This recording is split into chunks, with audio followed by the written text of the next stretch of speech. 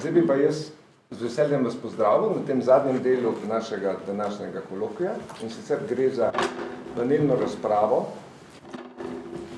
ki smo dali naslov Znanje in spretnosti za življenje in za delo, kar pravzaprav nadgrajuje oziroma nekoliko usmerja tisto dopoldansko debato, ki je bila vezana predvsem na umeščenost nacionalnega programa v okviru ostalih strategij in ostalih dokumentov ali sistemskega okolja, ki opredeljuje, omejuje domet našega nacionalnega programa, ampak je vezano prav na tisto, čemur bi se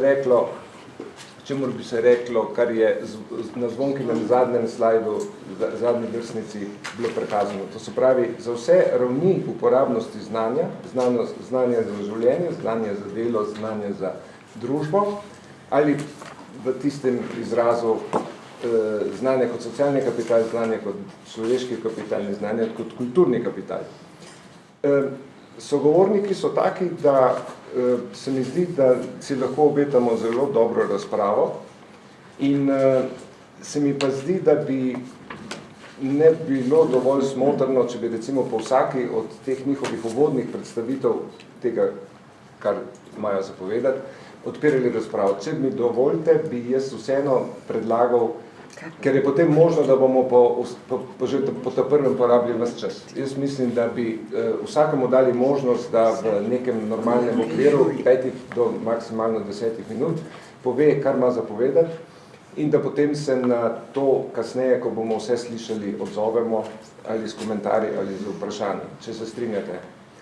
In še to se bom drznil kot vrstni red, kljub temu, da so same dame plus 2 gospoda, dal prednost gospodu Samotu, zaradi tega, ker je rekel, da bo moral 20 do 4 oditi. Tako da lepo prosim, Samot, če poveš. Po raziskavah, ki so jih upravili v okviru posebnega projekta, kjer je vlada pravzaprav nosilec, ki se mu reče Digitalna Slovenija, torej po raziskavah tega projekta Digitalna Slovenija, ki ga sponzorira na nek način tudi vlada, v njej pa zelo veliko deležnikov sodeluje, bo 80% delovnih mest v nekaj letih potrebovalo digitalna znanja. Velika večina zaposlenih, predvsem pa vsi tisti, ki so starejši kot 45 let, kar pomeni, da bo še 20 let v delovnem procesu, ni imela v svojem rednem formalnem izobraževanju niti ure digitalnega usposabljanja in izobraževanja.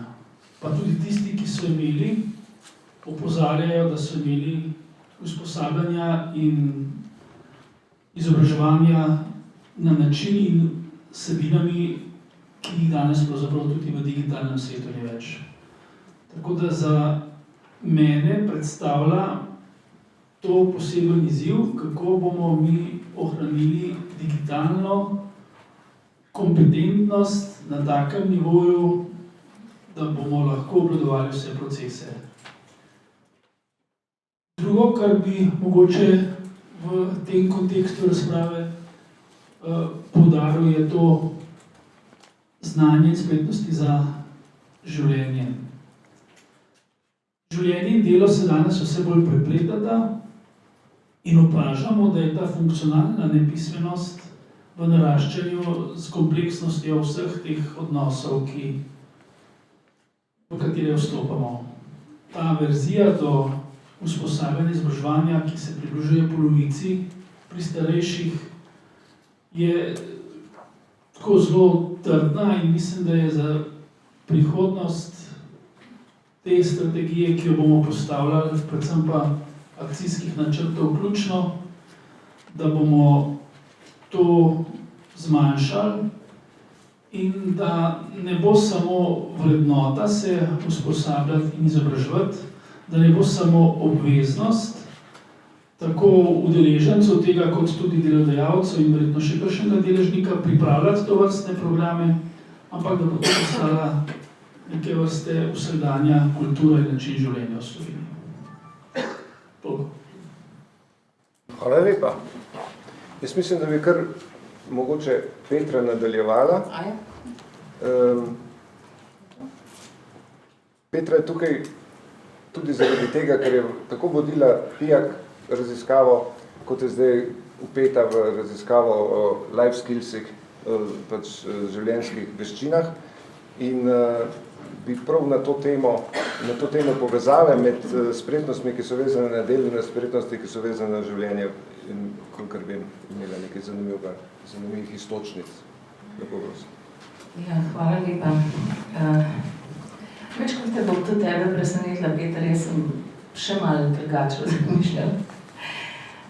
Zelo mi je v ušesih ostalo ta slogan iz strategije razvoja Republike Slovenije: učenje za in skozi življenje. Učenje za in skozi življenje, se pravi, tako kot je že kolega Zoran Jelenc že davno ves čas opozarjal, vzdolžno in seveda tudi vertikalno in tako naprej. Ampak jaz mislim, da tukaj smo zdaj v točki, ko se je treba vprašati, kako bomo to naredili in zakaj bi sploh to počeli. Če resno vzamemo situacijo ali pa vse to, kar smo danes poslušali, mislim, da je tukaj moramo tudi kot izobraževalci odraslih narediti en zelo tehten razmislek. In sicer, kaj je to prihodnost.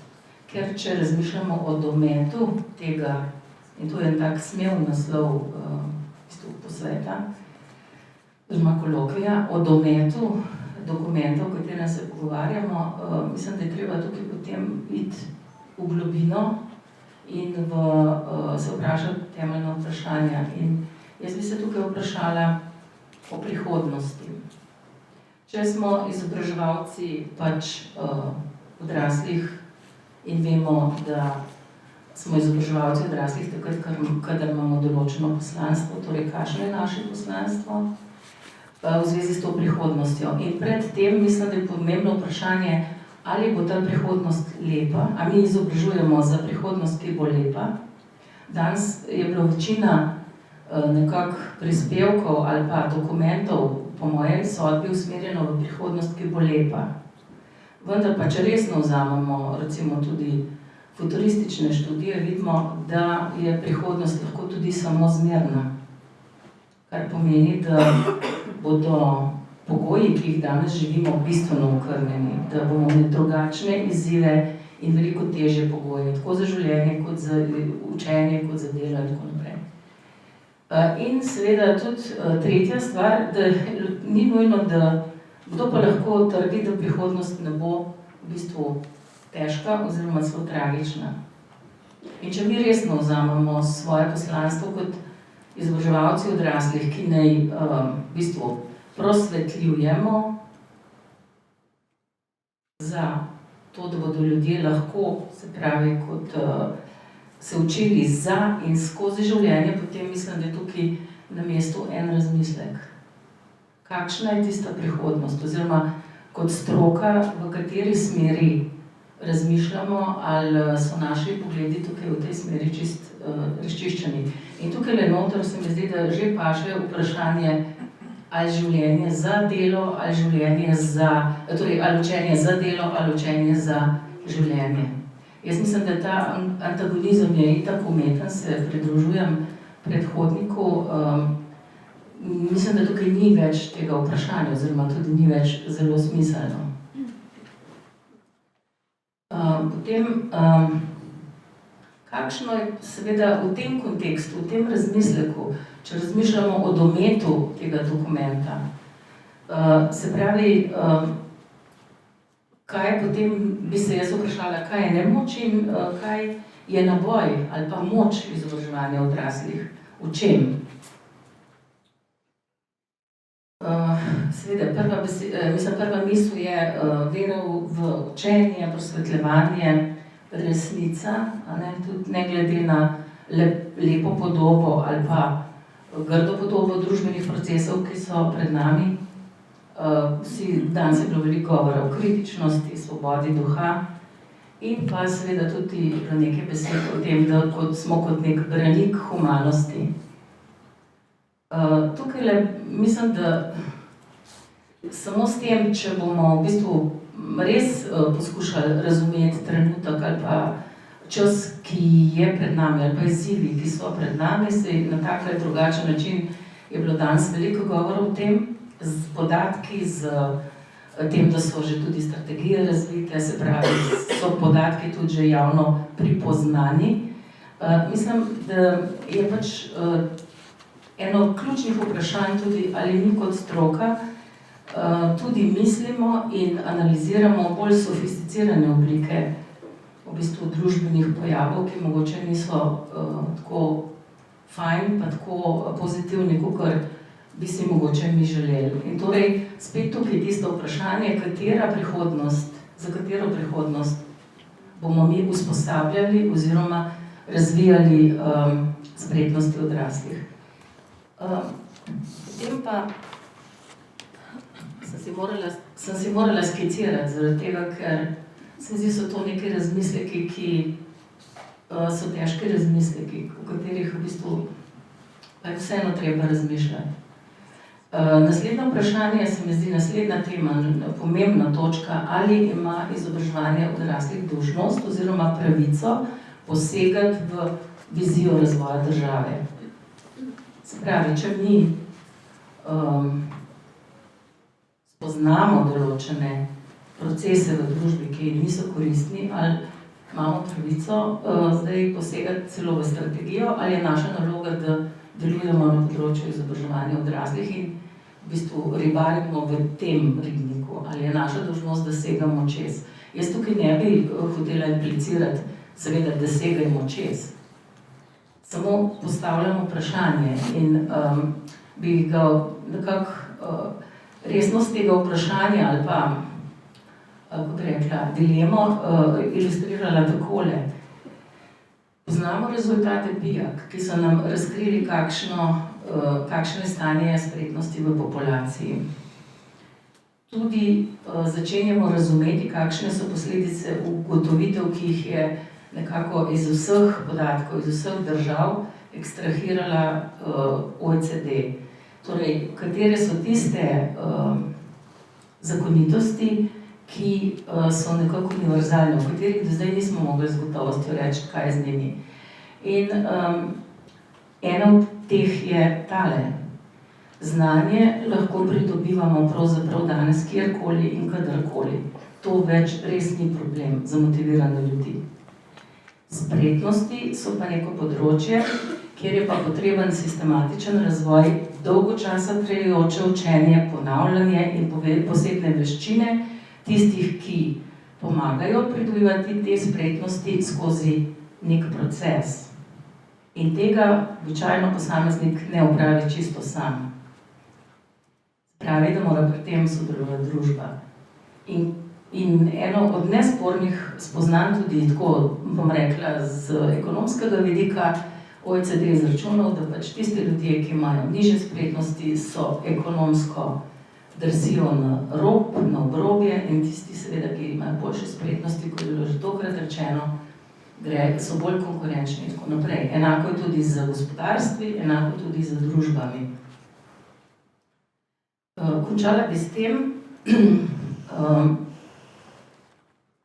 pravi, različne analize, različne raziskave nam pokažejo, da v bistvu že kar zelo veliko vemo o stvarih. Tudi rešitve danske smo jih videli, slišali, strategije, konkretni ukrepi, ki so bili prikazani, se mi zdi, da so odlični. Ampak mislim, da tisto, kar pa seveda umanjka, je pa v bistvu, vsaj tako jaz doživljam, mobilizacija vsakega, ki mu je mar za prihodnje rodove. Kako bomo pa seveda to zdaj storili, ali bojo to neki formalni procesi, gotovo tudi, ampak se mi zdi, da tisto, kar bi pa zelo pohvalila, se mi zdi, da je bilo danes večkrat poudarjeno, je povezovanje, potreba po povezovanju na vseh ravneh. In tisto, kar bi jaz še posebej poudarila danes v tem razmisleku, je da mislim, da se moramo tudi izobraževalci odraslih sami med sabo začeti bistveno bolj povezovati, misliti tehtne probleme, tehtna vprašanja, eno med njimi gotovo je tudi poslanstvo. Hvala lepa, Petra. Mislim, da je bilo odprtih res dosti vprašanj, ki bomo potem na njih lahko kaj komentirali. Zdaj bi poprosil, kar Irena izvoli. Damjana. Se opravičujem. Ja, jaz pač prihajam z Zavoda za zaposlovanje, pa bom mogoče z tega svojega vidika eno misel ali pa dve dodala. Tudi pred nas, ali pa meni se velikokrat postavljata vprašanje, izobraževanje za trg dela, za delo in tako naprej. In pravzaprav po velikem razmisleku ali pa tudi po tem, kar se nam je na zavodu dogajalo, recimo prav v času krize, leta 2006-2007 so bili vsi, ko so šli za gradbenega inženirja študirati, prepričan, da bojo imeli super službe, pa žal potem, ko so diplomirali, temu ni bilo tako. Taki dogodki te pravzaprav privedejo do tega, da začneš razmišljati, koliko je pravzaprav to tisto ta pravo. Ne vem, jaz gledam tako, da imamo pač raziskave, imamo znanost, ki pač nekaj novega ugotavlja. In stvar šolskega sistema je, da vse to znanje, tudi novo, nekako zagotavlja, da pride med ljudi, na nek primeren način. To se mi zdi neko ključno poslanstvo. Tako da se mi zdi to na nek način ena lažna dilema, ali usposabljati za trg dela. Treba je zagotavljati, da do ljudi znanje pride, potem se mi zdi pa ključno, da tja, kjer ljudje pridejo s tem znanjem, da se jim omogoči, da se to znanje uporabi in da se z tega naredi nekaj novega, se pravi, ali da se dobro dela tisto, kar se dela, ali pa da se z tega naredi nekaj novega, nek napredek. Tako da zato tudi potem vprašanje glede samega tega, kaj kdo počne v tem sistemu izobraževanja odraslih, mogoče majčkeno lažje, da verjetno ta neka znanja prenašanje, seveda je to stvar šolskega sistema. Ko pa govorimo o nekih tistih znanjih, ki so bolj kratkega veka, ki so vezane na neko tehnologijo, na neke podobne zadeve, je pa verjetno zelo bistveno, da se pa v to vključi predvsem gospodarstvo. Tako da tukaj mislim, da bo res treba z roko v roki delati. Kot sem mogoče že na predstavitvi poudarila, da tukaj v šolstvu vidim predvsem to, da lahko ponudi svoje izvajalce, svoje znanje, ki ga imajo profesori, andragoško tudi in tako naprej, da pa te vsebine, kaj pa dodajati ljudem za to, da bodo potem uspešni na trgu dela, da bodo lahko konkurirali na neka boljša delovna mesta. Je pa stvar predvsem gospodarstva, ali pa ne samo gospodarstva, mislim, ker tudi druge dejavnosti so vedno bolj na nek način tudi ekonomsko pomembne. Ravno v času odmora smo se s kolegicami pogovarjali, kako naprimer iz sosednjih držav hodijo v slovenske šole že ljudje in tako naprej. Se pravi, ni samo gospodarska dejavnost tista, ki nam pomeni neko dodano vrednost. Lahko je tudi to šolstvo, lahko je tudi to, ne vem, varstvo starejših in tako naprej. Se pravi, kako pa zagotavljati ljudem pač neke kompetence, neka znanja, ki jih potrebujejo za to, da so uspešni na trgu dela in seveda, ki jih morajo, glede na to, koliko hitro se te spremembe pa na trgu dela dogajajo, ves čas seveda tudi dopolnjevati. Zdaj pa še mogoče, jaz sem bila kar nekaj časa na Ministrstvu za delo vpeta tudi v to, rekla, izvajanje te nacionalnega programa izobraževanja odraslih, pa bi se res želela, da bi mogoče znali že v času načrtovanja majčkeno bolj med sabo se poslušati, povezati ene stvari, ki se nam mogoče majčkeno podvajajo. Se pravi, mogoče po eni strani poenostaviti, po drugi strani pa dodati neko novo kvaliteto, da bo ta sam sistem izobraževanja odraslih mogoče majčkeno bolj pregleden, majčkeno bolj poenoten glede tega, kaj ponuja. Se pravi, nekaj ponujamo zdaj v šolah, nekaj zavod za zaposlovanje, nekaj se v firmah dogaja. Se pravi, da bomo znali dejansko čim širše na enostaven način povedati, kaj kje nudimo. Ne da se nam bo dogajalo to, kot je Irina recimo razlagala. Imamo dobre programe, veliko možnosti, tudi denarja, pa nekako to ne pride do ljudi. In se vprašaš, ali mogoče tudi to, da je tukaj razdrobljeno vse skupaj pač prispeva k temu, da še tisto, kar imamo, ocene so bile, da je tega denarja premalo, ampak glejte, še tistega, ki ga imamo, pravzaprav zelo težko porabimo. Hvala lepa. Izvoli, Katja. Hvala, Peter.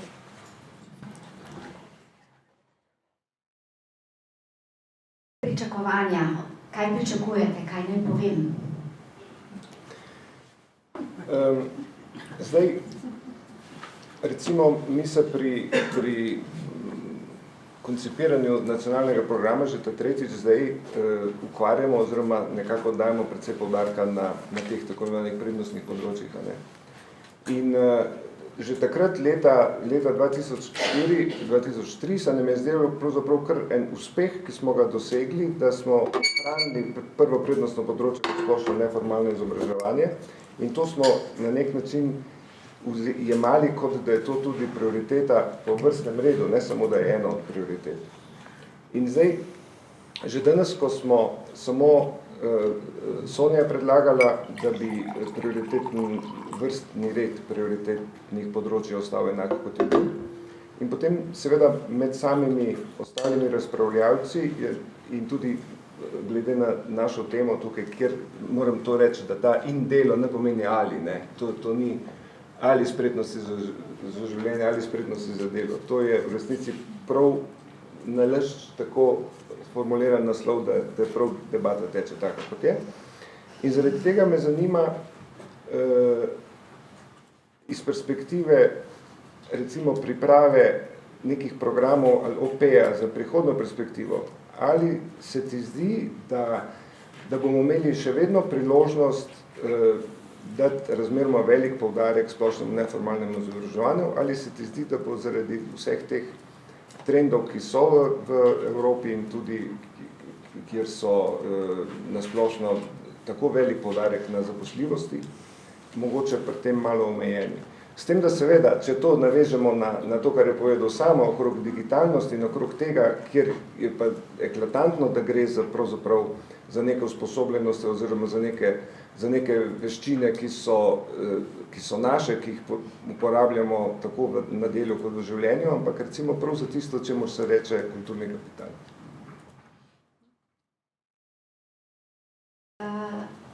No, bom kar konkretna, pravzaprav, ne, ker nimamo časa in bom poskušala nekaj konkretnih odgovorov na Petrovo vprašanje dati, pa tudi sicer nekaj drugih informacij. Začnem torej za pripravo nove finančne perspektive operativnega programa do leta 2027. Ta proces se je zelo intenzivno že začel v državi in začel se je tudi v okviru našega ministrstva za izobraževanje, znanost in šport.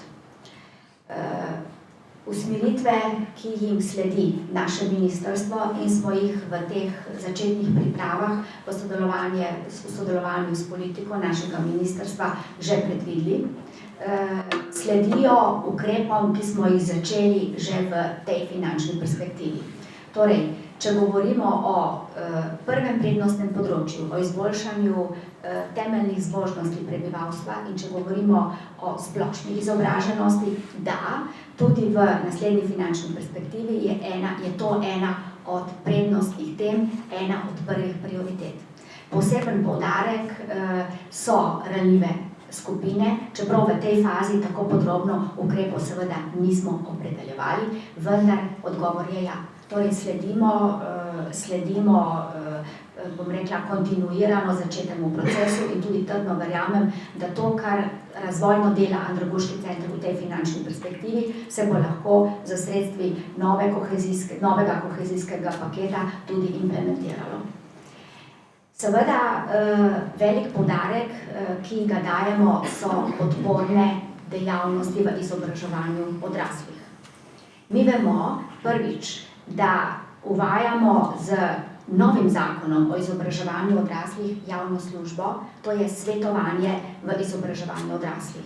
Jaz pa sama trdno verjamem, da ta javna služba ne bo odgovorila na vse potrebe in na vsa odprta vprašanja z tega področja.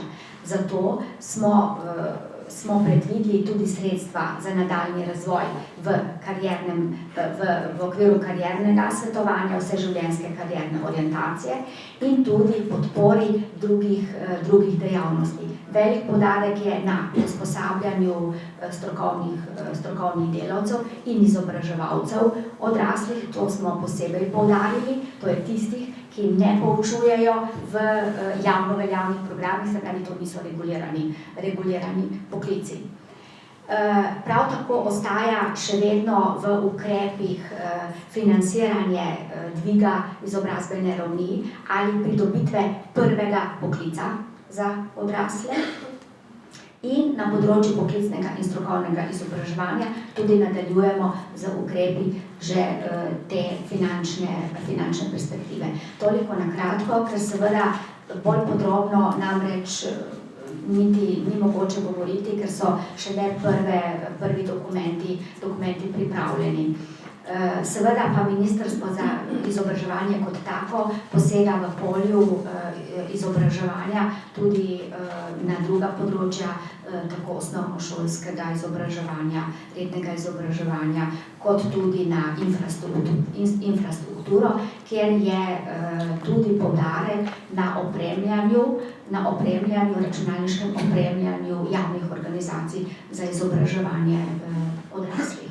Toliko morda na kratko o novi finančni perspektivi in jaz trdno verjamem, da sledimo tudi strategiji dolgožive družbe, ki je bila dopoldne predstavljena. Zdaj pa mogoče, če imam besedo, še nekaj informacij. Mislim, da gospod minister tega ni omenil, vendar pa je ministrstvo že konec meseca marca pozvalo vsa resorna ministrstva, da sporočijo kontaktne odgovorne osebe, ki bodo sodelovali pri pripravi novega nacionalnega programa in jih bomo potem tudi imenovali v nacionalno skupino. Ta proces še poteka, mi do danes še vseh imen strani resornih ministrstv nismo dobili.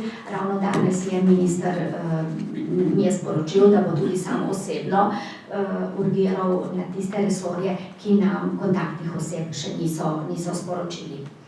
Druga informacija. Z Andragoškim centrom Slovenije je dogovorjeno, da je to, bi rekli, nekje drugi dogodek v procesu priprave novega nacionalnega programa. Prvi se je zgodil z debato o prenovi osnovne šole za odrasle, drugi je ta Andragoški kolokvij, sledilo bo pa še več fokusnih zelo tematskih debat po posameznih področjih.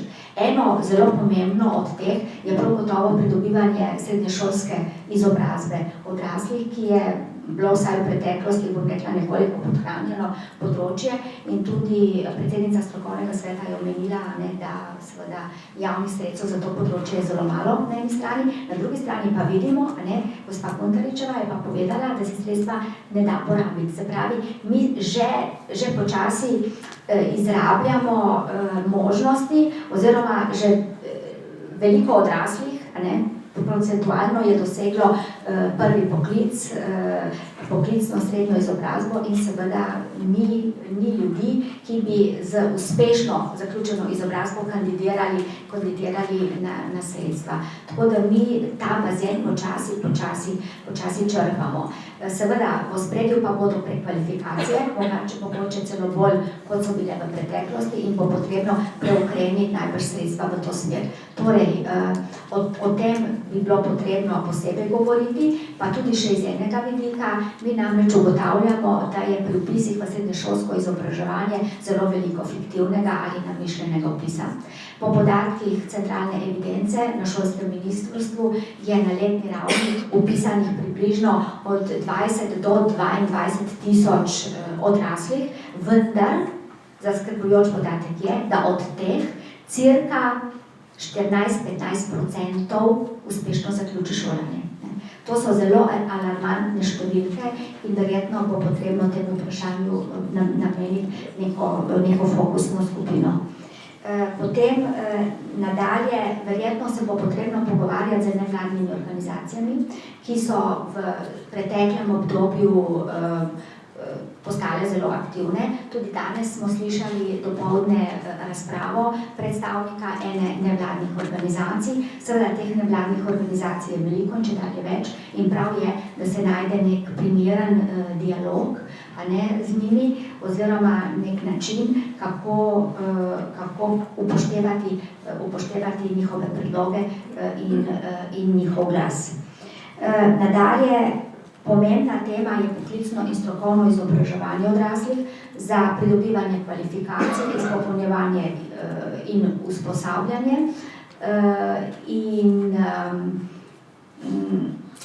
Na tem posvetu pogrešam predstavnike z tega področja, zlasti predstavnike Centra za poklicno izobraževanje Republike Slovenije in predstavnike srednjih šol, ki so, bi rekla, eni bolj odgovornih na področju poklicnega in strokovnega izobraževanja. Tako da ta dialog se na tej točki, v tem auditoriju najbrž ne more razviti in bo potrebno opraviti neko dodatno razpravo na to temo, da bomo dobili pravo povratno informacijo zaradi nacionalnega programa. Seveda pogrešam še nekaj drugega, tudi ta dialog bo potrebno posebej vzpostaviti fokusno in to je sodelovanje lokalne ravni. Danes tukaj res, da prihajate iz lokalnih okolij, vendar predstavnikov ustanoviteljev ljudskih univerz, ki so seveda tiste javne organizacije, ki v lokalnih okoljih v največji meri izvajajo splošno izobraževanje in tukaj. Mi smo priča vedno manjšemu številu ljudskih univerz kot samostojnih pravnih oseb. V zadnjih letih prihaja do ukinitve pravnih oseb ljudskih univerz in se ljudske univerze odločajo in se občine odločajo za združevanje tega dela šolstva, tega dela izobraževanja k drugim pravnim osebam, katerih ustanoviteljice so občine. Tako da to je pomembno vprašanje in seveda jaz osebno menim, da pri pripravi nacionalnega programa bo potrebno imeti z skupnostjo občin, z združenjem občin, z mestnimi občinami, tako naprej, poseben dialog, da se pravzaprav vzpostavi neka primerna politika implementacije izobraževanja odraslih na lokalni ravni in tudi razporedi odgovornost.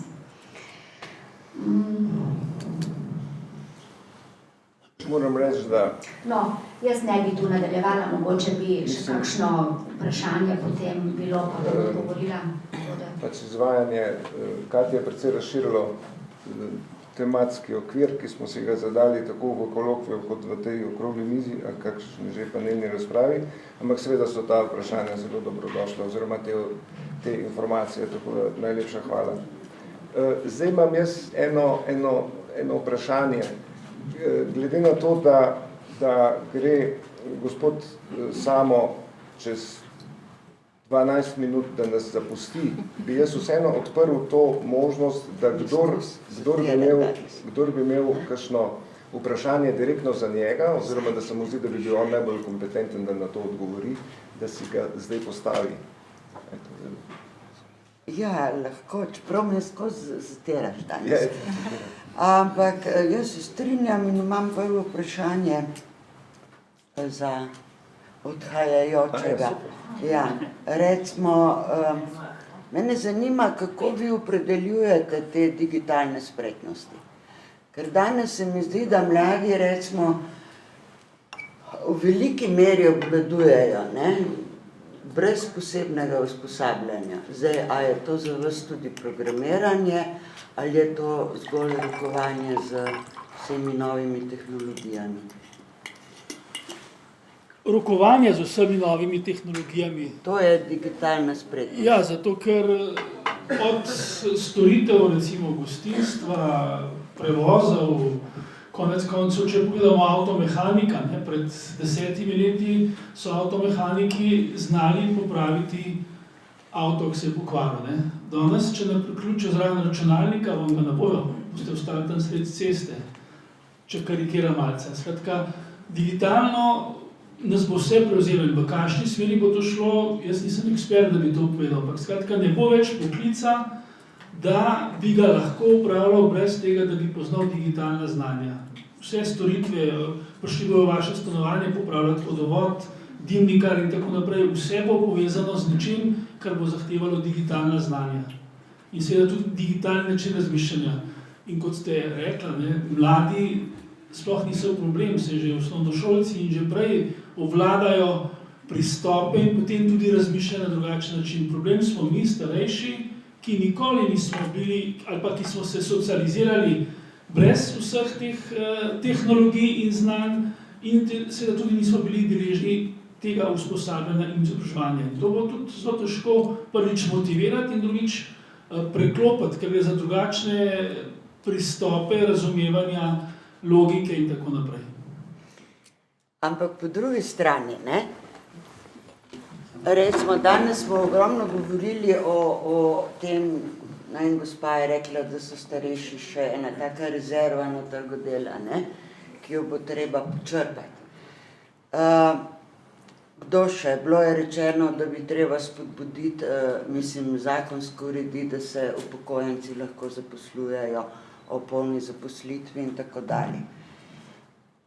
Jaz imam doma primer diplomirane družboslovke, ki je že 4 leta na prekarnih zaposlitvah ali brezposelna, ki, moram reči, digitalne spretnosti obvlada, ne, ampak ki prav nič ne pomaga pri iskanju kakšne resne zaposlitve. Ne.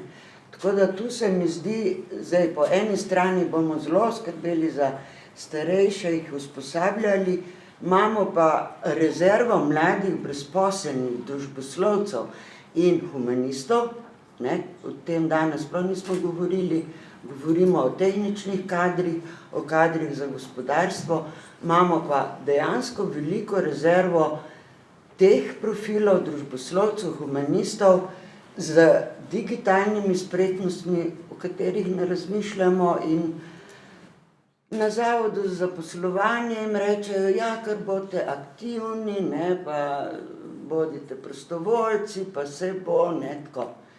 Tako da tu jaz vidim en velik prepad. Če lahko nadaljujem se, ne, da bi polemiziral, ampak jaz ne govorim o digitalnih kompetencah per se, če temu lahko tako rečem, se pravi, da oni so družboslovci, ne, in znajo potem obvladovati vsa ta orodja. Jaz govorim o tem, da bo pri slehernem poklicu, ki ga upravljamo, potrebno tudi obvladovanje vseh teh kompetenc. Žal je pa tako, na to smo pa tudi danes opozorili, da mi nimamo nekih raziskav, da bi rekli, kje se diplomiranci na terciarni stopnji zaposlujejo. Vse se zaposlujejo, ampak ne vemo točno, ali se zaposlujejo recimo znotraj svojega poklica, ali se morajo zaposliti čisto nekje drugje. In se bo treba tukaj tudi z neko raziskavo ali čistega vina poreči. In v tem kontekstu je šel moj poziv za tehnične poklice ali pa za popularizacijo tega, da enostavno ena 2-milijonska nacija, kot smo mi, potrebuje v deležih, če si lahko drznem toliko poenostaviti, tehničnih, družboslovnih, humanitarnih in ostalih poklicev. In v tem trenutku, pa v preteklih letih, če gledamo mi delež diplomantov med vsemi diplomanti, smo mi tukaj zelo nad evropskim povprečjem. Kar pomeni, da je treba za nekaj let ukiniti humanistiko in družboslovje, ne? To ste mi položila v usta, tega seveda nikakor nisem mislil. No, tako zgleda. No, sej, jaz sem razumela, kaj ste hoteli s temi spretnostmi, samo sem potegnila naprej, ker danes pač nismo govorili o teh profilih brezposelnih mladih, ne, ki pa so velik problem, vam zagotavljam, ne. Mislim, ni samo moja hčera brezposelna, ampak je to širok krog mladih, ne. Prekarnih, vse o tem je bila zdaj konferenca ravno včeraj, ne. Moja hčera je tudi družboslovka, ampak je šla v turizem delati potem. Se pravi, statistično ni brezposelna družboslovka, ampak če bi ostala družboslovka, potem bi bila brezposelna. Se moja tudi ne išče raziskovalnega mesta na FDV-ju, ampak je delala že marsikaj, prodajala pakete telefonske in ne vem kaj. Tako da, ja, to je odvisno tudi od vesti in poznanstva verjetno. Ma še kdo iz publike vprašanje neposredno za samo te, izvoli.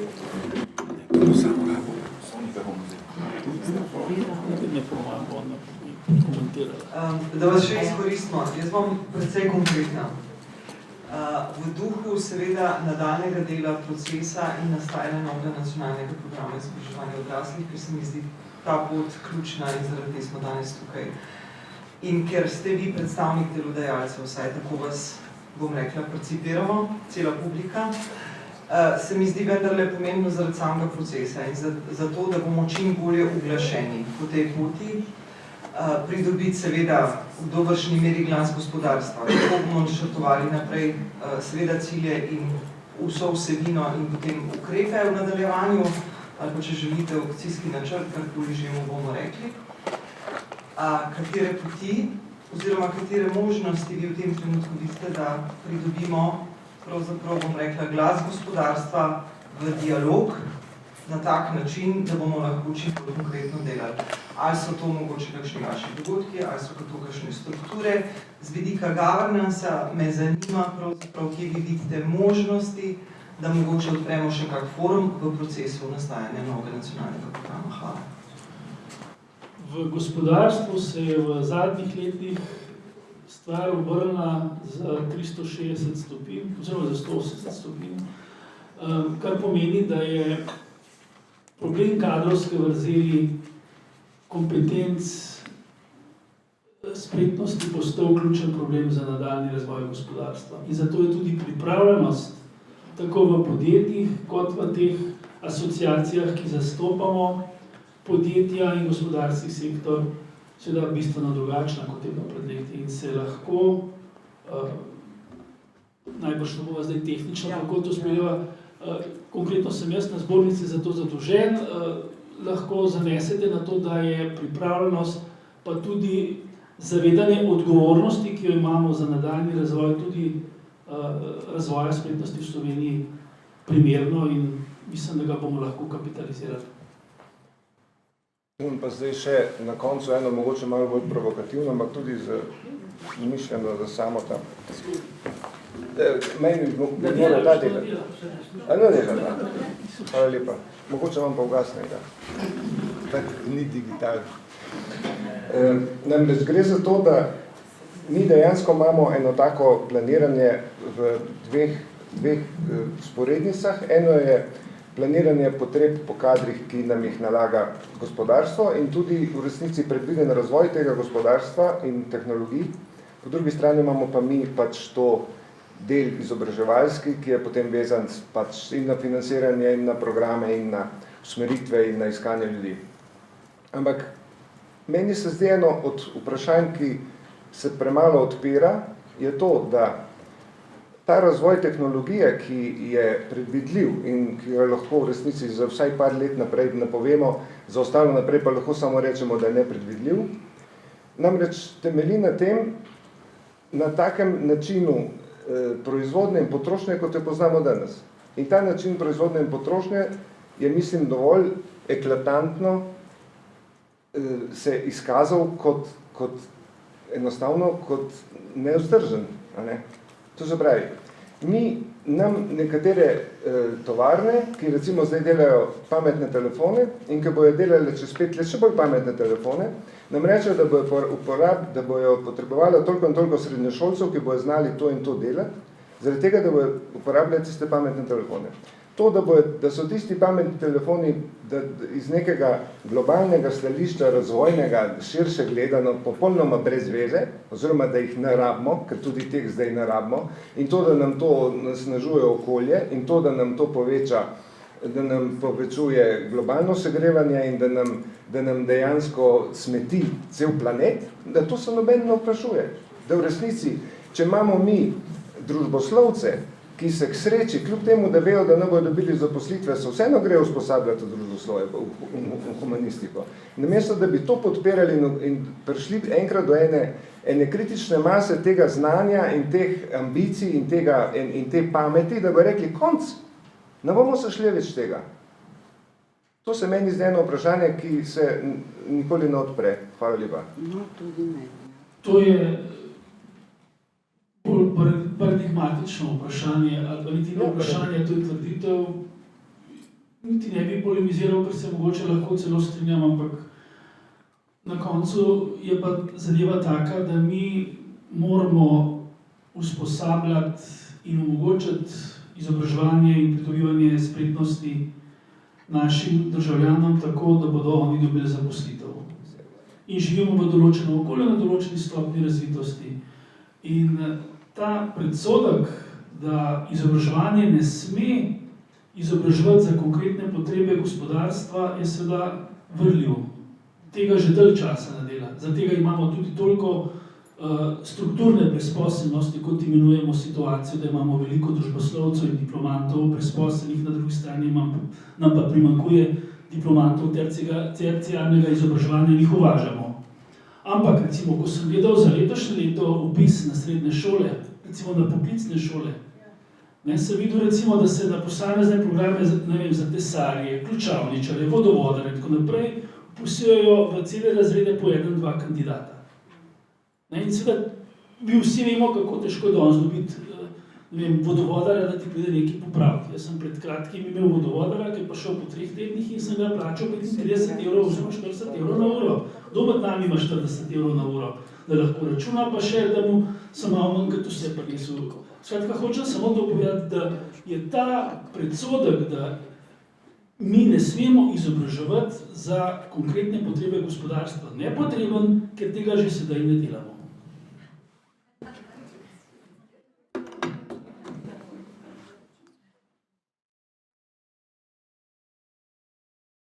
Jaz se pa moram zdaj postoviti. Ja. Res se upravičujem, ker odhajam, ampak eni skupini sem obljubil, da bom prišel in jih ne bi pustil čakati, ker moram še en projekt zaključiti danes. Najlepša hvala za sodelovanje.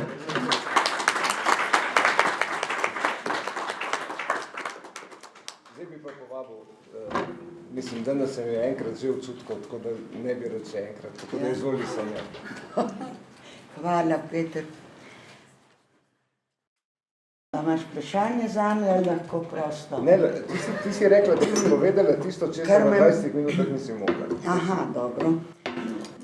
No, jaz, če malo povzamem današnjo razpravo in dnevni red, se mi zdi dejansko, da je bilo zopet področju dela namenjena lunina, pozornosti.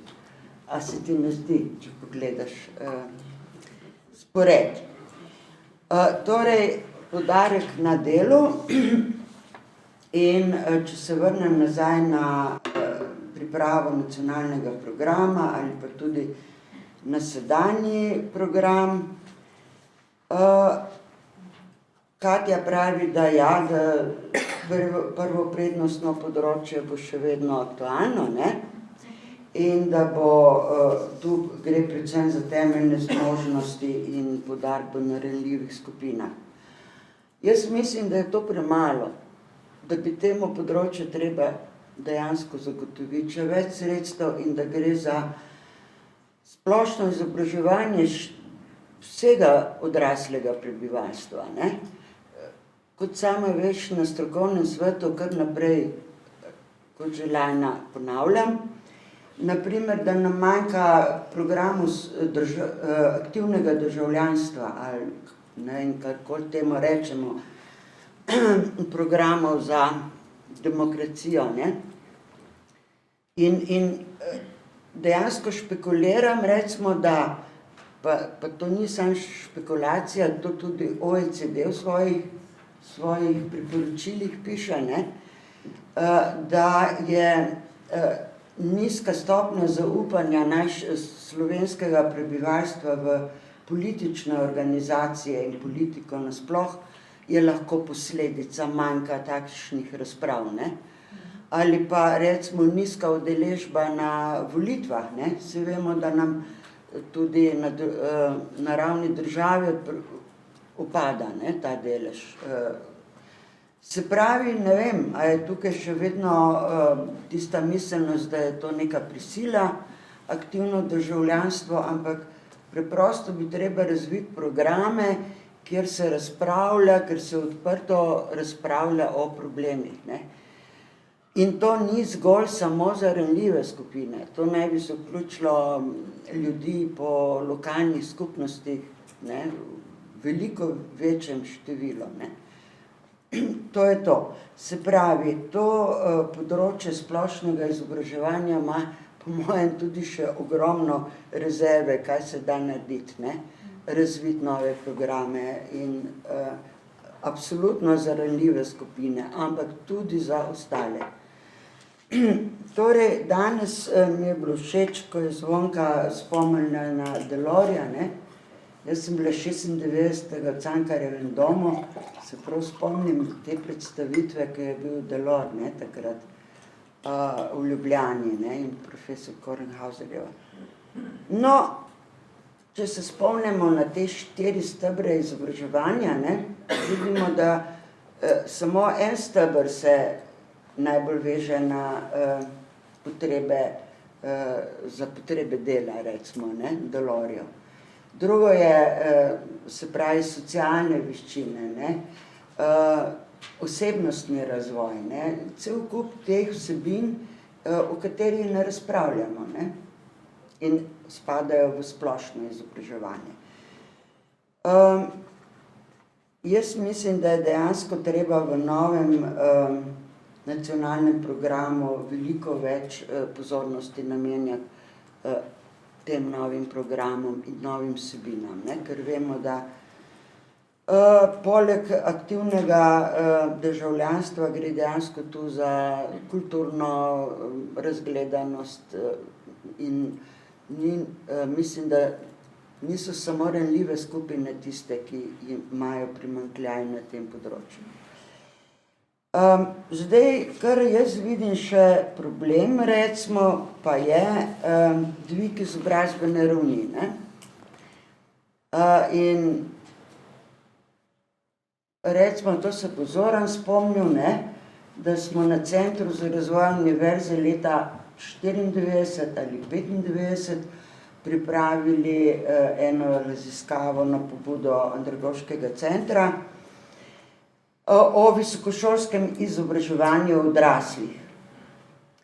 In s tem smo tudi sprožili gnev pri tedanjemu rektorju Univerze ljubljanske, ker je rekel, da odrasli pa res nimajo kaj na univerzi početi in da kaj mi to raziskujemo. In kmalu zatem je bil center ukinjen. Ne samo zaradi tega, ampak recimo. In potem jaz tako zaradi lastnega interesa spremljam deleže, zdaj statistika kaže samo podatke po starosti pri izrednih študentih, na primer, ne. In tu lahko vidimo, da drastično se zmanjšuje delež teh odraslih, ne, nad 25 let v visokem šolstvu.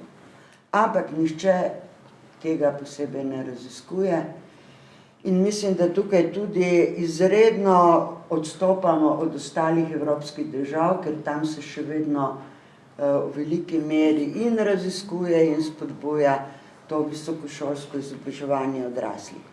Kaj hočem povedati, da v drugem prednostnem področju in kot OECD predlaga, bi potrebno razmišljati o vključitvi, analizi, kaj se dogaja sploh najprej.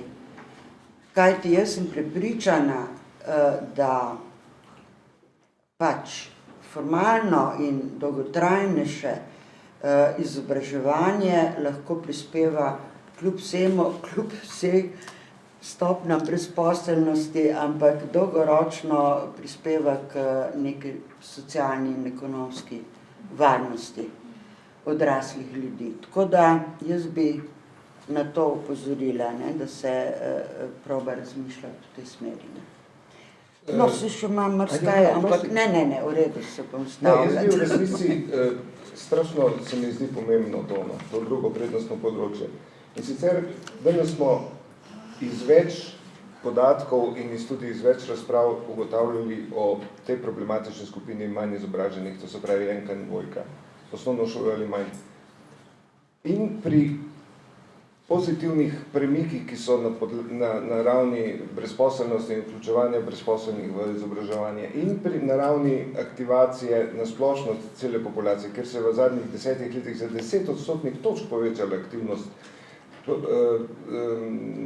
populacije 50-64. Za 10 odstotnih točk se je v 10 letih povečala aktivnost. Ampak ne po izobrazbi. Če pogledamo na izobrazbo, en podatek, ki ga jaz vsake toliko preverim, ker se mi zdi tako nemogoč, je ta aktivnost žensk z osnovno šolo ali manj, starejših od 15 let. To se pravi, celotna populacija starejših od 15 let za osnovno šolo ali manj je aktivnost 17%. Od vseh, od 15 plus naprej. Se pravi, od 50. leta naprej, absolutno nobena ženska, ki ima osnovno šolo ali manj, ni zaposlena, to je absolutno, seveda to preveč rečeno, ampak izjemno malo, številčno malo, ne samo procentualno malo. Potem tukaj smo ugotavljali to pri teh tabelah, ki iz gospoda Damjana prikazala. Ne. To se pravi, dolgotrajno brezposelnih brez izobrazbe. To so številke, ki so impozantne. To je bilo, mislim, da je bilo govora 38,000 ljudi. Zdaj ne vem, ali je bilo to, ali so bili to vsi. Brez izobrazbe. Delež med brezposelnimi je približno tretjina brez izobrazbe. Ampak spomnim se številka 38,000, pa zdaj ne vem. To je bilo pa število dolgotrajno brezposelnih. Vse, dolgotrajno. No in med njimi je ena tretjina teh. To se pravi, da jih je približno 13,000. 13,000 ljudi imamo, ki so dolgotrajno brezposelni in ki so brez izobrazbe. To se pravi, bom skrajšal. Mi se že od leta 2000 naprej trudimo za to, da bi srednješolsko izobraževanje do 4. letnika imeli javno financirano kot drugo možnost skozi celotno življenjsko obdobje. In pri pripravi tega sedaj obstoječega nacionalnega programa smo bili že zelo blizu, ne bilo nekaj časa celo zapisano, bili so tudi neki izračuni in potem je to padlo ven, da zdaj piše samo, da lahko sofinancira. In to tudi dela, oziroma za nazaj povrne stroške. Mislim, meni se zdi, da nasplošno v razvojnem smislu bi morali v Sloveniji uvesti obvezno 4-letno srednjo šolo za vse tiste, ki so sposobni narediti. Res. In v tej šoli potem tudi v prvih dveh letih imeti, kljub temu, da bo zdaj izgledalo to kakor reminiscenca na usmerjeno izobraževanje, ampak imeti prvi 2 leti skupni, splošni, kjer bi bil poudarek tudi na teh socialnih veščinah, na državni, na aktivnem državljanstvu, politični kulturi in tako naprej. Meni se zdi, da bi v to morali odrist in to se da izračunati, koliko bi to ostalo in to ni neizvedljivo. Ker da vsi te kazalci in vsi izračuni kažejo, da je ta meja dokončana 4-letna srednja šola je res nekaj, po kateri ima človek enostavno aktiven odnos do sebe, do svojega znanja in do potreb, ki jih ima in tudi do tega, da si tudi priložnosti za zadovoljevanje teh potreb najde sam, je jasna, to je dejansko jasna. In mi iz leta v leto samo ugotavljamo, da žal pa nismo dosegli ranljivih skupin, to se pravi nižje izobraženih. Meni se zdi, da je treba narediti en preboj. Hvala lepa. Ja, seveda. Ja, se ima. Ja, to je tema, ki se mi zdi, da je tudi bila razlog, zakaj sem se jaz tako lotila tega razmišljanja o prihodnosti. Namreč že leta se ukvarjamo s tem vprašanjem doseganja ranljivih skupin. In nam je popolnoma jasno, da prisila je sicer, če bomo šli v represivno družbo, gotovo ena dobra oblika, ampak to želimo ali ne, to je drugo vprašanje. Tisto, kar pa recimo mi v teh situacijah, kakršne so zdaj, lahko zaključimo, pa je, da vidimo, da tudi tiste, ki se omenjal Peter, ženske z osnovnošolsko izobrazbo, ki sploh niso pripravljene se vključevati v izobraževanje, bi potencialno, vsaj to so naši zaključki na osnovi analiz in znanstvenega opazovanja, bi se potencialno bile pripravljene vključiti, če bi to izobraževanje zadovoljilo njihove aktualne potrebe. Najprej moramo torej vedeti, kakšne so te aktualne potrebe. In po mojem mnenju je aktualna potreba tako teh žensk, ki imajo osnovno šolo, kot moja, kot vseh nas, odgovor, kako se pripraviti na spremembe prihodnosti. In če razmišljamo zdaj v tem dokumentu, se mi zdi, da je ta antagonizem med, ali bolj poudarjati humanistično paradigmo, ali bolj izobraževanje ali pa učenje za delo, se mi zdi, da je to že preseženo, da pred nami so tako ključni procesi, da če večkrat pogledamo podatke, kaj nam kaže recimo PIAK, bomo videli, da v Sloveniji je 400.000 ljudi odraslih, ki recimo, ne samo tistih toliko in toliko tisoč žena, ki nimajo osnovnošolske izobrazbe, ampak to je kar velik delež populacije, ki ne dohaja več teh sprememb. In tudi nekako njihova motivacija, pa če gledamo na to, ko ste omenjali, imamo perfektne programe, imamo perfektne možnosti tudi, je denar, ki ga ne bomo počrpali. Torej,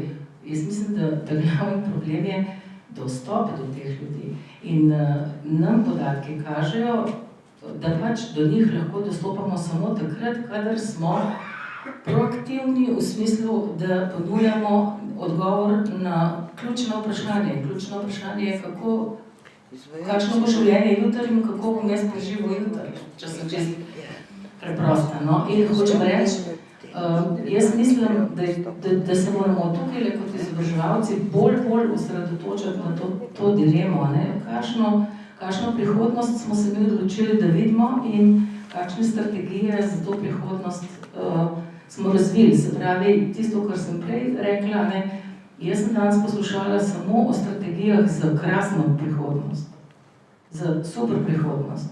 Prihodnost, ko bomo mi tekmovali z drugimi in bomo najboljši. Zelo malo sem pa slišala strategiji za primer, da pride do nekega kolapsa. Kaj pa to?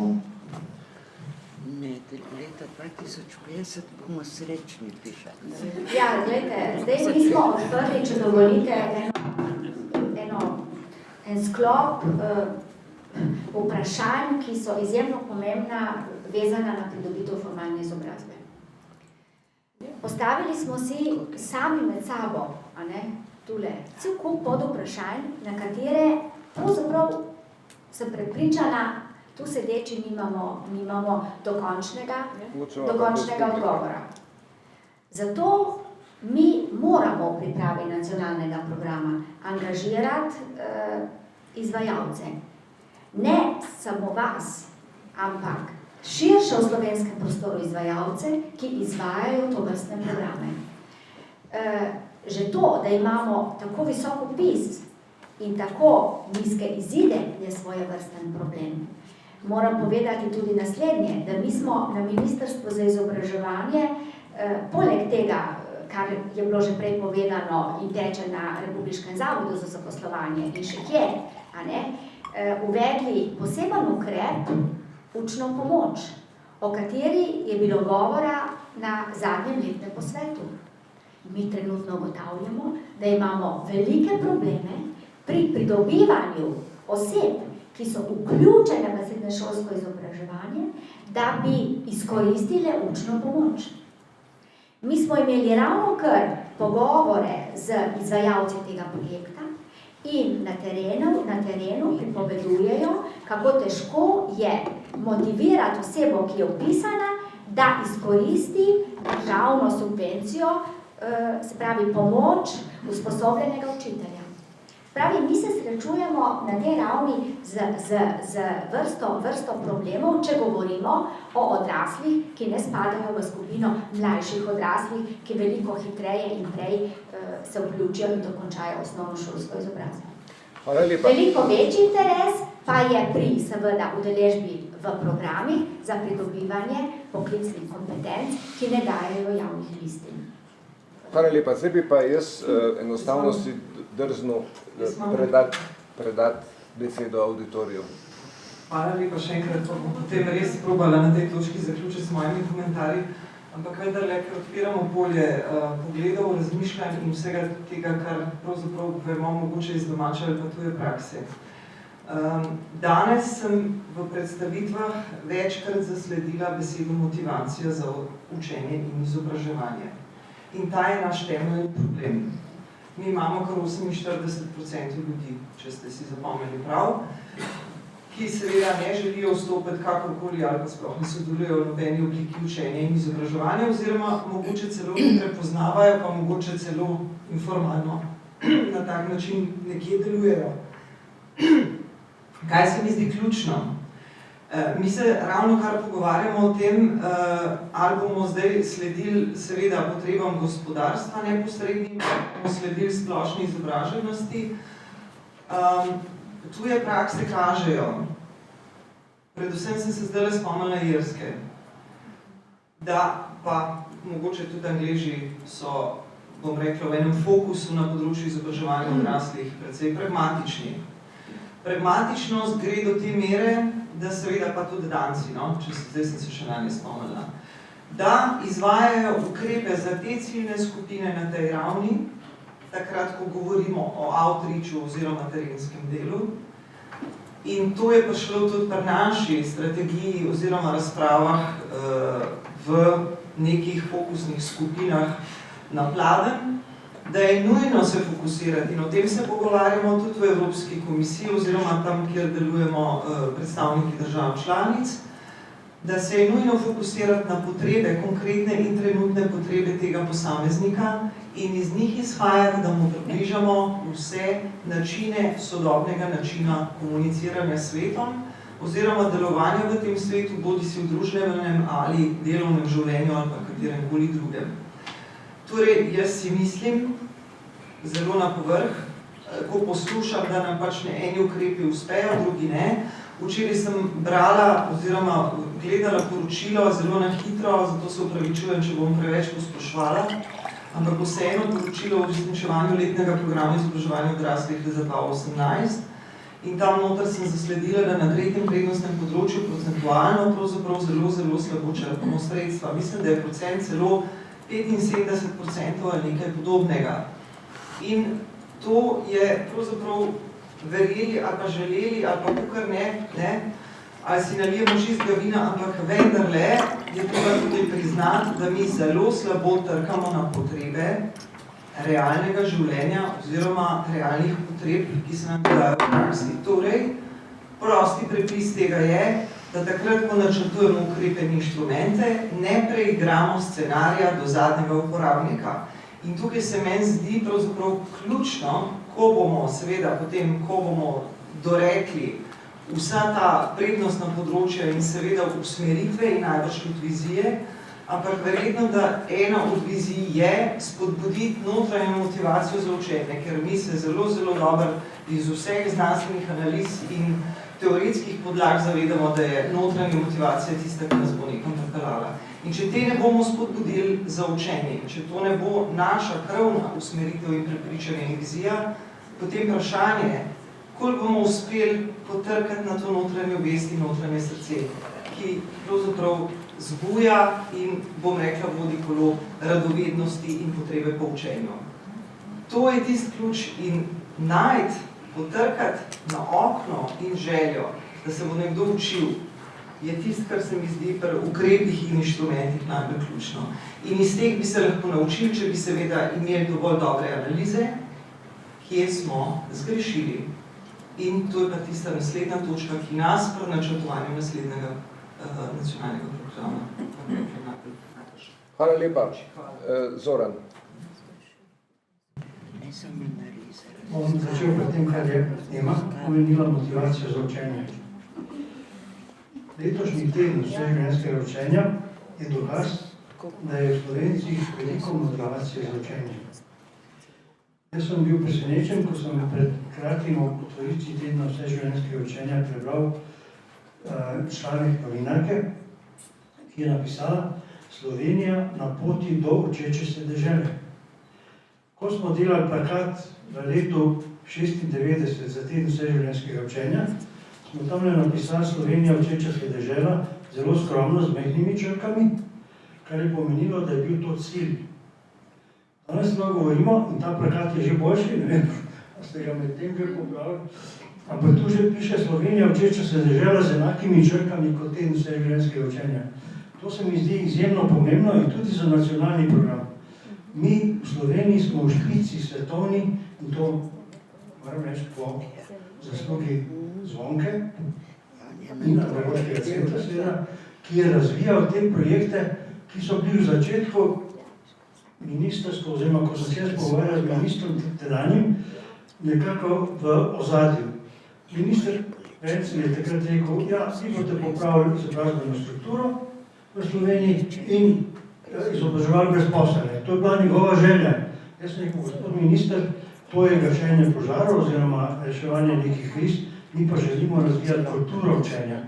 In tukaj se mi zdi, da nacionalni program novi mora to upoštevati oziroma izpostaviti kot zelo, zelo prednostno področje, ki je v Sloveniji, moram spet podariti, izjemno uspešno. Mi imamo po Sloveniji, kot sem prebral 300 člankov, pa tudi Zvonka je to navajala, 9000 dogodkov po Sloveniji učenja. Mi imamo učeče se skupnosti, mi imamo parado učenja, mi imamo, ne vem, katere izraze še lahko naštejem, ki odražajo to željo Slovencev po učenju. In tukaj se pridružujem tudi Sonji, ki je govorila o izjemnem pomenu tega področja izobraževanja nacionalne programe, se pravi, če to vrstimo po splošno izobraževanje, še boš bi rekel učenje. Tu ne gre samo za znanje in spretnosti, ampak gre za razvijanje osebnosti, za razvijanje ljudi. O tem pišem članek, ravnokar, ki ga bom poskušal objaviti v sobotni prilogi. In tam bom še bolj podrobno povedal to, kar sem vas nakazal. Super, najlepša hvala. Tanja? Jaz, Tanja. Ja, ne bi se vseh stvari, ki so mi prišle na misel dotaknila, ampak bi nekako podprla to, kar bi na novo dodajali v resolucijo za prihodnje obdobje, pa kar se kažejo izkušnje iz svetovalne dejavnosti. Tako kot so sedaj opredeljene ranljive ciljne skupine, so nas v zadnjem obdobju že malo omejevale. Pri zaposlenih, ko delamo na ukrepu svetovanja za zaposlene, se mnogokrat pokaže, da so ranljiva ciljna skupina 35 do 45, tisti, ki imajo manj srednjošolsko izobrazbo ali pa tudi srednjošolsko izobrazbo, pa je delodajalec 10 let in več ni vključeval v izobraževanje. Zato pobuda, da smo pri novi resoluciji zelo pazljivi, da jih tako opredelimo ranljive ciljne skupine, da bomo jih v 10 letih lažje vključevali tiste, ki bojo. Pol bi rekla obran našim odraslim skozi izkušnjo v svetovanju. Velikokrat so bolj motivirani, kot se potem dejansko lahko vključijo. Pri ukrepu za dvig izobrazbene ravni se v svetovanju srečujemo z odraslimi, ki si ne morejo založiti tega zneska in potem ne morejo seveda tudi za povračilo. Zato misel, ki se mi je v tej razpravi utrnila, izvedbeno, kako bo potem ukrep izpeljan, ga bolj približati situaciji, ki jo imajo odrasli. In z tega vidika verjetno, kaj pomeni za ženske, če jih v to vključujemo, mogoče potrebujejo še plačano varstvo zraven, pa še kaj drugega. Skratka, še neki taki dodatni premisleki, bi pa nekako podprla to, kar je Sonja rekla, ravno tako vidim vse tri prednostna področja, tista, ki ne grejo naprej, in podporne dejavnosti, da pa je treba nekatera bolj okrepiti in se mi zdi zelo pomembna ta primerljivost. Hvala. Hvala lepa. Andrej, tam je bil prej gospod. Dobar dan. Mušič Matej, moje ime. Na enem od vaših posvetov sem slišal, da sem predstavnik kohorte moški 55 do 64, ki je v Sloveniji tipično samomorilska in pijana. To sem jaz, iz mesa in krvi. Pri poslušanju vsega tega, jaz nisem vključen v vse življenjsko učenje, rad pa poslušam, rad se tudi kaj naučim, pa sem se naučil tudi, v kakšnem stanju sem. Ali ste v vaše fokusne skupine, delovne skupine, tako naprej, vključili tudi kakšnega predstavnika od tistih, ki to potrebujejo, se pravi, kakšnega bodočega študenta, imate težave z njihovo motivacijo? Jaz sem, gospa Tanja, hvala, slišal nekaj elementov potrebne motivacije za to, da to družbo vključite. Pa se mi postavljate dve vprašanji, pa bi vas prosil za pomoč. Prvo sem povedal, ali ste vključili kakšnega od učencev v svoje delovne in fokusne skupine, potencialnega učenca. In drugo vprašanje, ki je bolj matematične narave. Če se štejem številke, o katerih smo danes govorili, mi imamo najbolj uspešno družbo srednješolcev z maturo na svetu, med prvi 3 smo. 75% te generacije se upiše na univerze, oziroma letos 74%. Nacionalni načrt je 75% na leto. Pustimo v strani, da 40% te generacije ne konča univerze in se prijavi na trgu dela kot nekdo, ki je 3 leta pozabljal tisto, kar se je naučil v srednji šoli. Gospod Milič Hribar je povedal, da si gospodarstvo intenzivno želi kadra iz srednjih šol, iz poklicnih šol predvsem. Mi imamo obvod, da po poklicni maturi se lahko upišete na univerzo. Verjetno ga vsi poznate. Za vsak slučaj. En izpit, pa le greš kamorkoli. Zakaj? Zato, ker univerze zaradi majhne generacije potrebujejo študente. Takšne ali drugačne. Navidezne ali prave. Še en podatek je zelo važen. V Sloveniji imamo na prebivalca 2-krat več doktorantov kot kdorkoli drug na svetu. Se pravi, mi smo najbolj pametna družba na tem svetu. Mi izobraževanje odraslih pravzaprav ne potrebujemo. Gospod Milič je bil rahlo sramežljiv, ker ni povedal podatka, ki ga ima Gospodarska zbornica Slovenije, da 65% diplomantov vsako leto diplomira s kompetencami, ki jih trg ne potrebuje naslednjih 10 let. 65%. In pravzaprav sta sama dva omenjena dva primera. Hčerka je končala humanistiko, dela na enem področju kot prekarni delavec, njegova hčerka dela kot turistični delavec. Čeprav imamo turistično fakulteto. A mislite, da je tak kader kompetenten za spremembe v družbi? A je tak kader tisti, ki lahko prinese 50.000 in več na zaposlenega? Ne more. Se pravi, na vas, na tistih, ki skrbite za izobraževanje odraslih, je ogromno poslanstvo, da pravzaprav to generacijo, 40% tistih, ki ne končajo, 65% tistih, ki so napačno usmerjeni z napačnimi kompetencami, spremenite v družbo prihodnosti. Ni druge rešitve. Pa če govorite o ranljivih skupinah ali pa komorkoli drugem. Tukaj je ključ do uspeha. Pozabite na to, da je treba v Sloveniji imeti tečaje za pisanje in risanje. Ja, ne bo to smetana. Zato, da bomo preživeli, če se spomnite tistih balončkov o našem demografskem stanju, rabimo čisto nekaj drugega. Čisto nekaj drugega.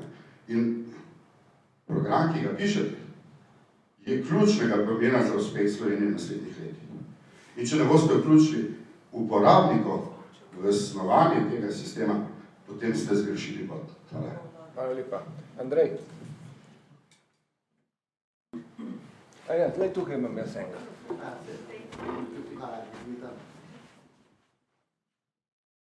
Hvala lepa. Zdaj, govornik pred mano me je spodbudil, začel od zadnjih naprej. Sveda zdaj res je, kot je rekel, številke ne lažejo, mi smo zelo izobražena družba, ampak problem je nekaj drugega, tukaj so stavne kakovosti.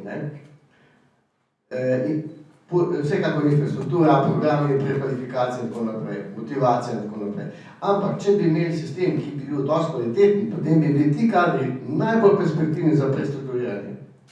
Ne pa, jaz, če gledamo skandinavski model, ima zelo jasno poudarko temeljno splošno izobraževanje in potem hitro prilagajajo potrebam. In tudi ugotavljamo, da bodo točno profili, bodo čez par let neaktualni, bodo propadli določeni programi, ampak ljudje bodo mogli zelo hitro reagirati. In ti kadri, ki so zdaj na zalogo, bi mogli biti najbolj perspektivni, gimnazijci bi mogli najbolj socializirani, biti najbolj temeljno kompetentni, pismeni, da bi se znali hitro prilagoditi. In tukaj jaz ne vidim, da je bilo to problem, ampak predvsem bi mogel biti spodbuda, da to čim prej dosežemo te prekvalifikacije in ustrezne prerazporeditve.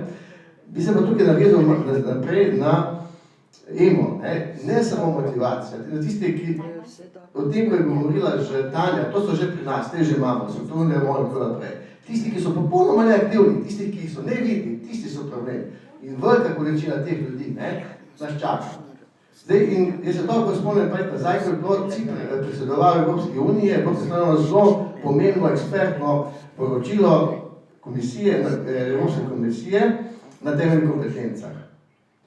Ti, o katerih govorimo, ne vidijo problema, ne vidijo svoje manjkov, ker nekako znajo zelo lepo razviti določene strategije preživetja.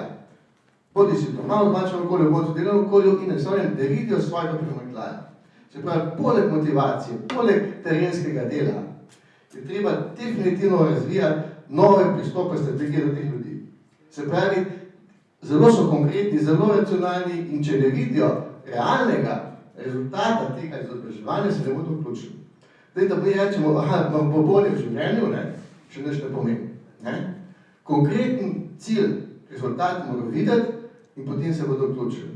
In tukaj mislim, da je treba na teh strategijah nekako naštudirati in iz teh strategij izhajati v njihove konkretne, realne cilje v življenju in delu. Hvala. Hvala lepa. Zdaj, jaz ne bi sicer rad zelo na grobo prekinjal tega dogodka, ampak se mi pa zdi, da počasi bi to morali nekako zaključiti. Kaj se vam zdi? Tako da če ni nikogar, ki bi imel res kaj zelo pametnega, oziroma koristnega zapovedati, pametno bi bilo vse, ampak koristnega zapovedati, evo, imamo eno.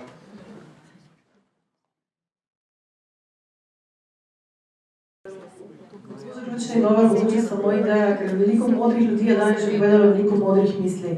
Samo ena stvar, ko zaključujemo eno perspektivo, ugotavljamo, da ne odgovarjamo dobro na potrebe, zato ker se zgodijo stvari v mestu, ki jih ne moramo predvideti. Zagotovo se v tem obdobju debelih krav, v katerem smo zdaj, deže veliko imajo, si znamo predstavljati, kak je to ni sonca. Na 5 do 7 let bomo imeli spet gospodarsko krizo. Dajmo misliti na to in narediti ta program tudi fleksibilen, da bomo lahko prenašali sredstva med področji in se prilagajali potrebam, ne trgu dela, ne aktualne politike, pač pa ljudi. In družbe, po kateri stremimo in kakšna bi ta bila družba dobra, prijazna za vse, teh strategij imamo pa že veliko, kaj ne da. Hvala lepa. Super, mislim, zelo dobra misel za zaključek, res. Jaz bi res samo v par stavkih povzel, kar je bilo danes izrečeno in predvsem kako je celodnevna razprava sledila načrtovani razpravi in kako se je potem razširila, ampak vseeno se mi zdi, da je ta naslov domet in umeščenost, da je dejansko skozi več prispevkov v uvodnem delu vseeno se je izkazal kot tisti, ki je precej merodajen in kot eden prvih, jaz se opravičujem, ker je res drugi, ker je bilo prenovo osnovne šole kot prvih, dogodkov v smeri koncipiranja novega nacionalnega programa se mi je zdelo kar primerno, in da se je tudi izkazalo kot primerno in nam je odprlo tudi zelo dosti vprašanj. Zdaj, eno od tistih glavnih, na katero sem pravzaprav jaz osebno res računal, da bom dobil odgovor in ga seveda nisem, je razmerje med našim nacionalnim programom in med državnim razvojnim programom, ki naj bi skrbel za implementacijo strategije razvoja Slovenije. Skratka, tukaj je zelo očitno, da greste zadevi vsaka po svoji poti in da niso računali, če bojo zdaj se spomnili, da aha, mogoče bi pa res, kjer bi morali mi za njihovo ciljno usmeritev, ki se tiče vseživljenjskega učenja in vsega tega družbe znanja, bi morali, popolnoma jasno bi moralo biti, da je državni razvojni program, ki se tiče tega področja, enak nacionalnemu programu izobraževanja odraslih.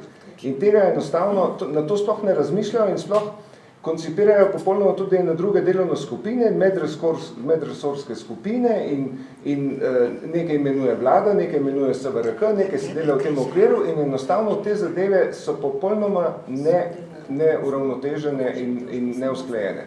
Tako da recimo to vprašanje, zaradi katerega mene najbolj mikal ta dogodek, je tudi se izkazal kot upravičeno najbolj kritičen.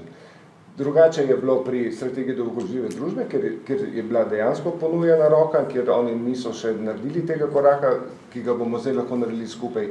Mislim, da je bilo tudi zelo koristno, da smo slišali predstavnike delodajalcev in pa predstavnike torej zavoda, da so zadeve, kjer bomo dejansko v naslednjih dogodkih, kjer bomo, kot je rekla Katja, posamezne teme prediskutirali zelo obsežno, zelo strokovno, vsej relativnosti tega pojma, fokusirano, tako da se mi zdi, da smo dovolj zgodni, da se tega nacionalnega programa lotimo tako, kot bi se ga morali vsakokrat in da jaz vseeno sem precej optimističen po tem današnjem srečanju in se mi zdi, da je dovolj dobre volje, dovolj pozitivnega naboja in tudi nekega optimizma, ki je sicer pogojeno s sedanjimi situacijami, ampak to, kar je rekla na koncu Brigita, to je dejansko to, da bo moral biti po svoji obliki in po svojemu dometu, kot je ta domet,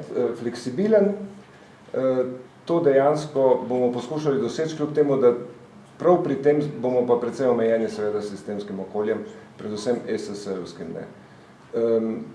Jaz se vam res zahvaljujem za udeležbo in se mi zdi, da boste dobili, ne, to se mi ne zdi, to boste res dobili vse prosojnice, vsa gradiva boste dobili po pošti in jaz bom skušal tudi na pol strani narediti pač, ali pa mogoče pa na celi, no. En povzetek vsega. Hvala lepa.